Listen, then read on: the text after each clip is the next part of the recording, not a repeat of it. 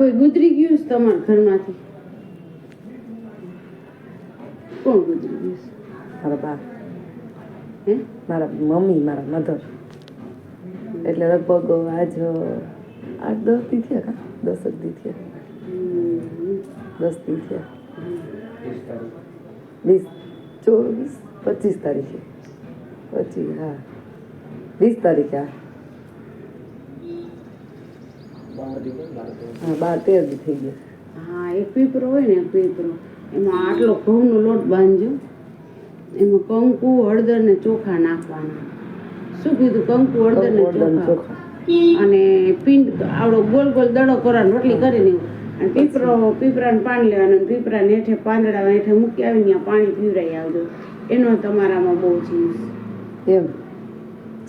મારી બાનો મારું રૂવાડો ઊભા થઈ ગયા. તમે વાત કહેજો. એનો તમારામાં જીવ છે. ના તમને મોકલા ના હિંમત કરાવીને તમારા બાએ મોકલા. એમ હા હા થઈ તો ખરું ને, બાથી વધારે તો હમણાં જ હજી ગુજરી ગયા છે. થઈ જશે સારું. વિશ્વાસ રાખજો એનો. અહીંયા બહુ મોટા મોટા માણા આવે છે, હું કોઈને કરતી નથી બેન. પછી અહીંયા પડી જાય, બીજાને લે આવે, બીજો ત્રીજાને લે આવે. સાચી વાત છે. પેલા હે ને લીંબુ, હળદર, નારિયેળ તમારા માથે ફેરવાનું. અને પાછું હળદર અને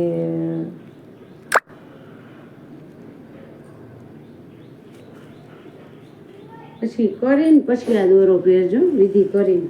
હા ઢીલા વિના. હવે તમે મને કહેવો ને તો હું રવિવારે એમને વિધિ ચાલુ કરી દો. રવિવારે પેલા હે ને શનિવાર તમારે શું કરવાનું?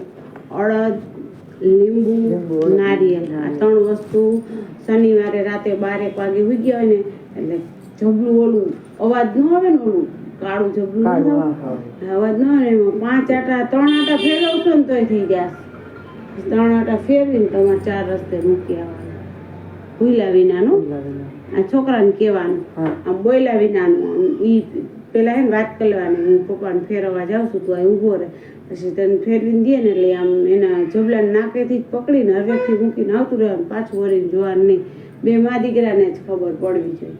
અને પછી આવીને હાથ પગ ધોઈને તમારા ઈષ્ટદેવને 2 અગરબત્તી કરજો. હો ભૂલા વિનાનું.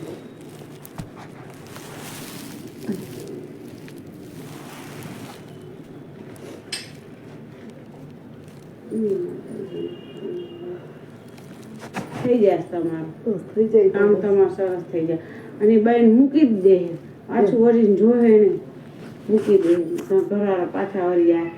ઈ નથી જતા પણ એનું ઓલું કર્યું હોય ને ઈ વસ્તુ મોકલે છે, ઈ જાય.